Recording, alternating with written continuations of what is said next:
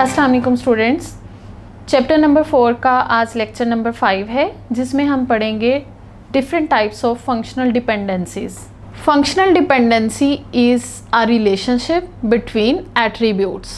If value of one attribute is known, it is possible to obtain the value of another attribute. इसका मतलब ये है कि functional dependency ऐसे relationship का नाम है जो डिफरेंट एट्रीब्यूट्स के दरमियान में एग्जिस्ट करता है, और इस रिलेशनशिप की बेस पर हम एक एट्रीब्यूट के ज़रिए किसी दूसरे एट्रीब्यूट की वैल्यू को डिटरमिन कर सकते हैं। ऐसे रिलेशनशिप को हम कहते हैं functional dependency between attributes. Functional dependency को हम एरो से रिप्रेजेंट करते हैं। एरो की राइट साइड वाला एट्रीब्यूट डिपेंडेंट एट्रीब्यूट कहलाता है, या इसे डिटरमाइंड एट्रीब्यूट भी कहते हैं।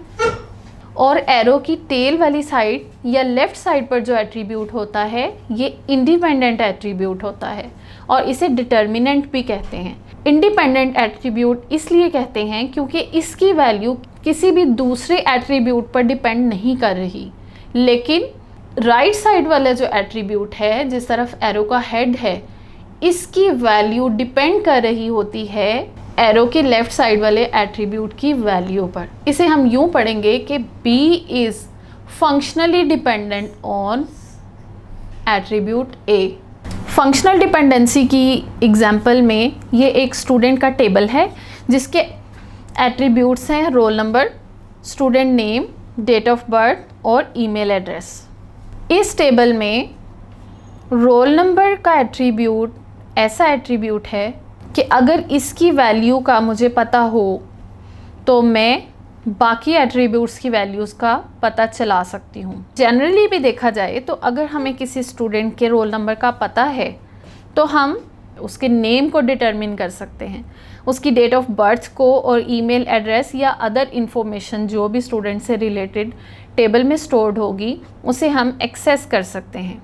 इसे पढ़ा यूँ जाएगा कि student name is functionally dependent on roll number.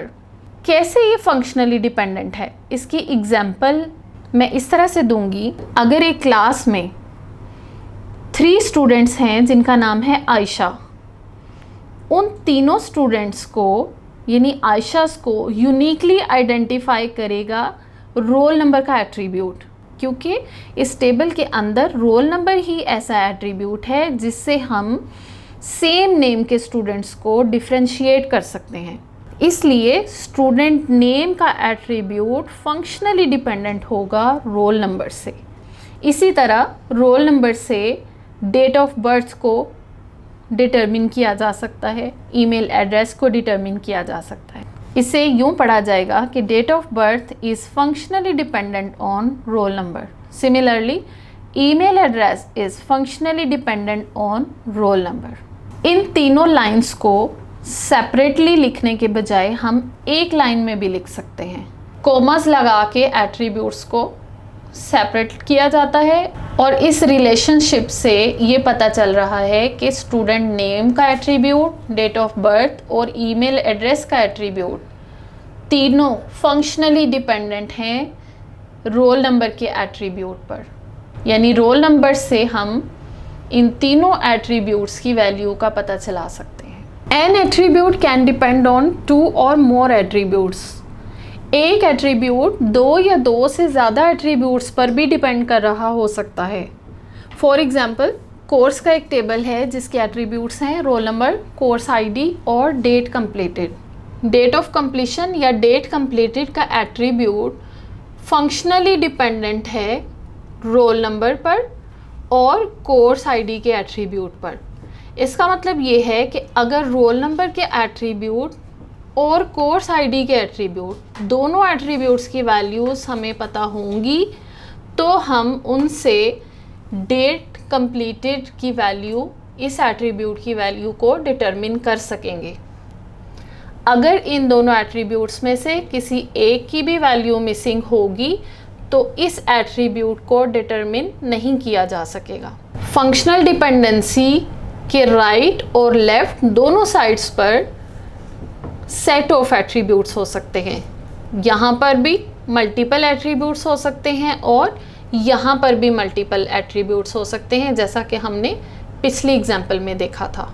Second type of dependency is partial dependency. One और more non key attributes are functionally dependent on a part of primary key. Primary key के किसी part पर अगर एक या एक से ज़्यादा नॉन की एट्रीब्यूट डिपेंड कर रहे हों तो ऐसी डिपेंडेंसी को कहते हैं partial dependency. For example, employee का एक टेबल है जिसकी प्राइमरी की कंपोजिट प्राइमरी की है, यानी एक से ज़्यादा एट्रीब्यूट से मिलकर बनी है, जो कि हैं एम्प्लॉय आईडी और कोर्स टाइटल का एट्रीब्यूट। बाकी तमाम एट्रीब्यूट्स नॉन की एट्रीब्यूट्स हैं और ये इसमें डाटा फील्ड है। इस टेबल के एम्प्लॉय आईडी वाले एट्रीब्यूट से हम 3 एट्रीब्यूट्स की वैल्यू को डिटरमिन कर सकते हैं, एम्प्लॉय नेम, डिपार्टमेंट नेम और सैलरी का एट्रीब्यूट। इसका मतलब ये है कि ये तीनों non key attributes functionally dependent हैं एम्प्लॉय आईडी पर, और यहाँ पर एम्प्लॉय आईडी इटसेल्फ एक पार्ट है प्राइमरी की का। ये पार्शियल प्राइमरी की है, यानी प्राइमरी की का एक पार्ट है, क्योंकि इस टेबल की प्राइमरी की कंपोजिट प्राइमरी की थी और इस प्राइमरी की का एक पार्ट है एम्प्लॉय आईडी, जो कि डिटरमिन कर रहा है इन तीनों नॉन की एट्रीब्यूट्स की वैल्यूज़ को।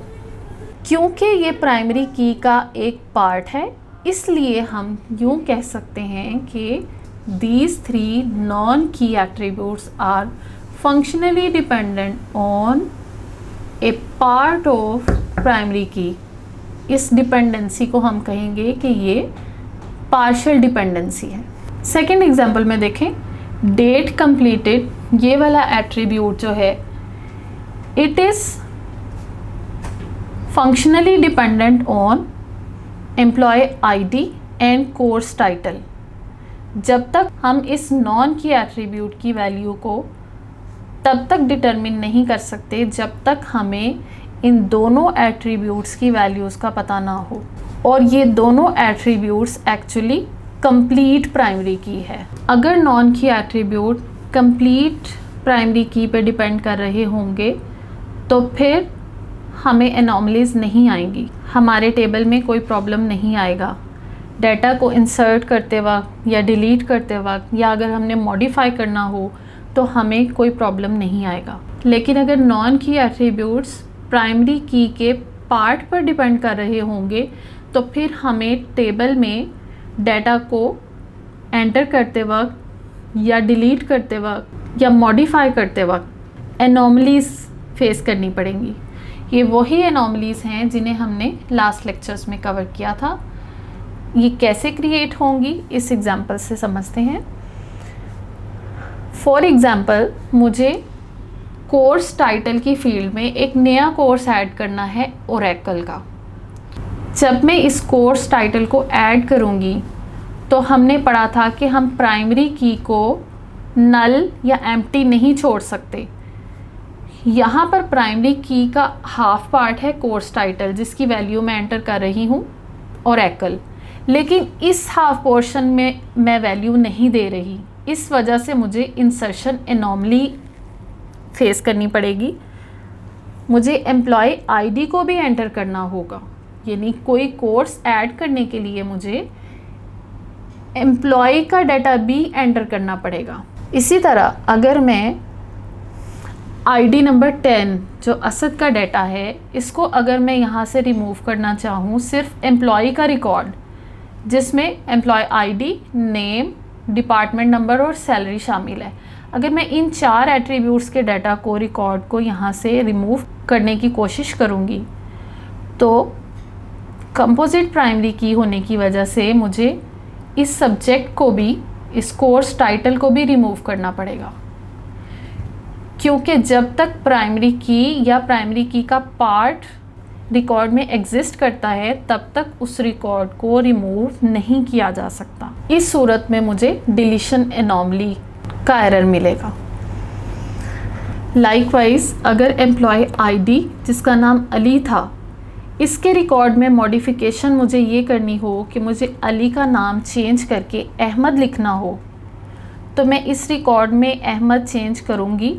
इस रिकॉर्ड में अहमद लिखने के साथ साथ अली जितनी बार भी टेबल में एग्जिस्ट कर रहा होगा उन सब रिकॉर्ड्स में जाकर मुझे अली को अहमद करना होगा। अगर मैं किसी एक जगह पर भी मिस कर दूंगी तो मॉडिफिकेशन एनॉमली क्रिएट हो जाएगी। इस डिस्कशन से ये साबित हो रहा है कि अगर non key attributes primary key के किसी पार्ट पर डिपेंड कर रहे हों तो फिर हमारे टेबल में एनॉमलीज क्रिएट हो जाती हैं।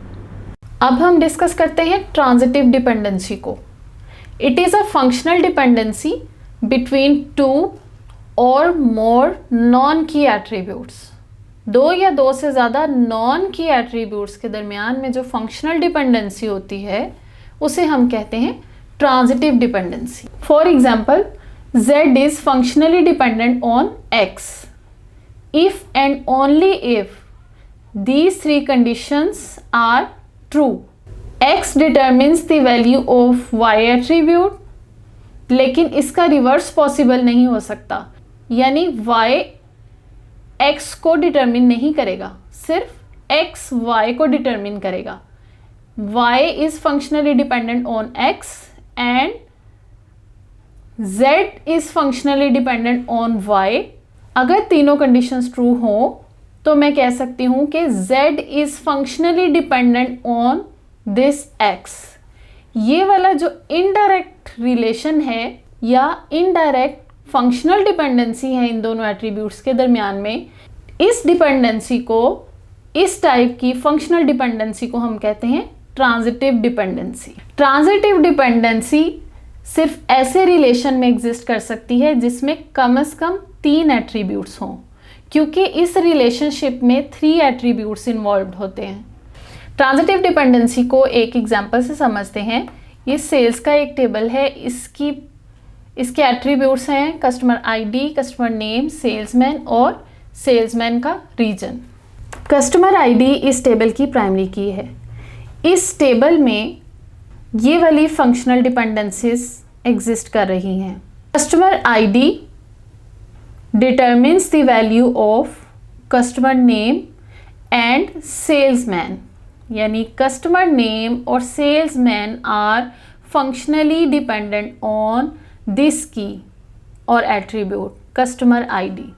दूसरी डिपेंडेंसी में, इस डिपेंडेंसी में रीजन का एट्रीब्यूट जो कि एक नॉन की एट्रीब्यूट है, वो दूसरे नॉन की एट्रीब्यूट पर डिपेंड कर रहा है, सेल्समैन पर। Region is functionally dependent on salesman. ये दोनों एट्रीब्यूट्स नॉन की एट्रीब्यूट्स हैं। इन रूल्स के अकॉर्डिंगली, यानी अगर मैं इन रूल्स को यहाँ पर टेस्ट करूँ तो देखें, region is functionally dependent on salesman and salesman is functionally dependent on customer ID. तो फिर मैं ये कह सकती हूँ कि region is functionally dependent on customer ID. ये जो इनडायरेक्ट रिलेशनशिप बन रहा है ना इन दो एट्रीब्यूट्स में, इसे कहते हैं ट्रांजिटिव डिपेंडेंसी। इनडायरेक्ट इसलिए है क्योंकि दरमियान में सेल्समैन का एट्रीब्यूट इन्वॉल्व्ड है। इस ट्रांजिटिव डिपेंडेंसी की वजह से टेबल में एनॉमलीज क्रिएट होती हैं, इंसर्शन एनॉमली, डिलीशन एनॉमली और मॉडिफिकेशन एनॉमली।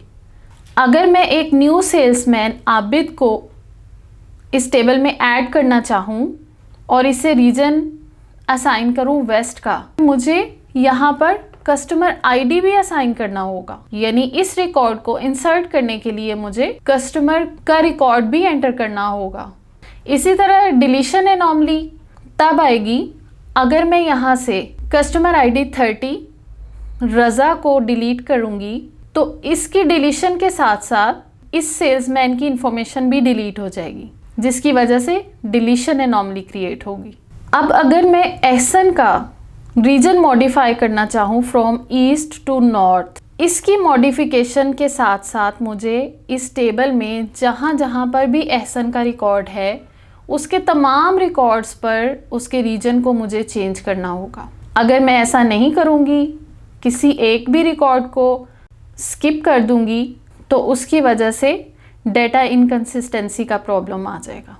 ये थी फंक्शनल डिपेंडेंसीज की डिफरेंट टाइप्स। नेक्स्ट लेक्चर में हम सेकंड नॉर्मल फॉर्म और थर्ड नॉर्मल फॉर्म पढ़ेंगे। अगर आपको मेरा लेक्चर पसंद आया हो तो मेरे चैनल को सब्सक्राइब करें। सब्सक्राइब बटन के साथ बेल आइकॉन में से ऑल की ऑप्शन पर क्लिक करें, ताकि जैसे ही मेरा कोई न्यू लेक्चर अपलोड हो उसका नोटिफिकेशन आपको फौरी तौर पर पहुंचे। चैनल को लाइक करें, शेयर करें और कमेंट बॉक्स में अपनी सजेशंस लाजमी दें।